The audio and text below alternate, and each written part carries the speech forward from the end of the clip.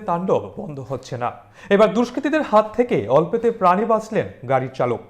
গত 17 জুন সজল গোস্বামী গাড়ি চেপে আগরতলা নন্দননগর কোয়ার্টার চৌমুহনীস্থিত ক্লাবের সামনে দিয়ে যাচ্ছিলেন।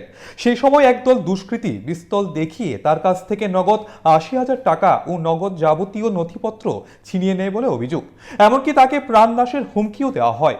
এই ঘটনায় সঞ্জয় দেব নামে একজন অভিযুক্তের বিরুদ্ধে এনসিসি থানার লিখিত অভিযোগ জানানো হয়। এখন দেখার এনসিসি থানার পুলিশ তদন্তে নেমে কাউকে আটক করে কিনা।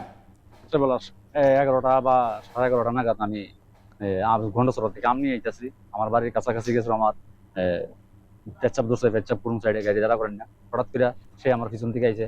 আয়া আমার বলতেছে, এই গাড়ি জায়গা থেকে কি করতেছ, এটা আছে তোর কাছে, সব বাইর কর। হ্যাঁ, গাড়ির কাগজপত্র কি আছে বাইর কর। আমি যে গেলাম, দাদা আরে আমার কি চিনেন না? আমি তো এই এলাকারই, আপনি কি আমার চিনেন না? ও আমি কি আমি তাদের প্রশ্ন করছি, আমি কি বাংলাদেশের? আপনি আমার এইভাবে করতেছেন কেন? ও টাকা পয়সা যা আছে দে, ওই এই দেখ পিস্তল লক্ষণ ধরা ফেলাই দিন শুট কইরা। নাম হইছে সঞ্জয় দে। হ্যাঁ, এই এলাকারই। তারপরে বাড়ি পূর্ব জন্মারি। হ্যাঁ, তারপর আমার কইতেছে, আমি কইছি ঠিক আছে আপনি দিবা, ঠিক আছে, আমি কিন্তু বড় জানাবো। তো কোন বড় আছে রে? থানা আমার পকেটে থাকে। তুই কি কইতেছিস? সব আমার থেকে সব নিয়ে গেছে। আমি পিস্তল দেখতে আমি তো ভয় আতঙ্ক, আমি কোনোদিনই দেখছি না। তারপরে সে কিটা করছে, সেই এনসি থানাতে ফোন করছে। ওইটা এনসি থানা তারা আইসে। আমার পর তারা আমি বললাম, স্যার হে তো আমার এরকম করছে।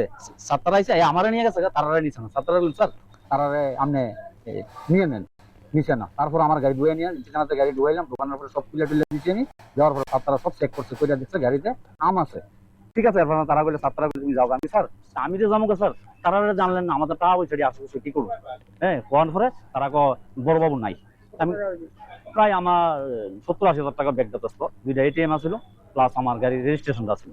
এটা আমি কিছু নাই।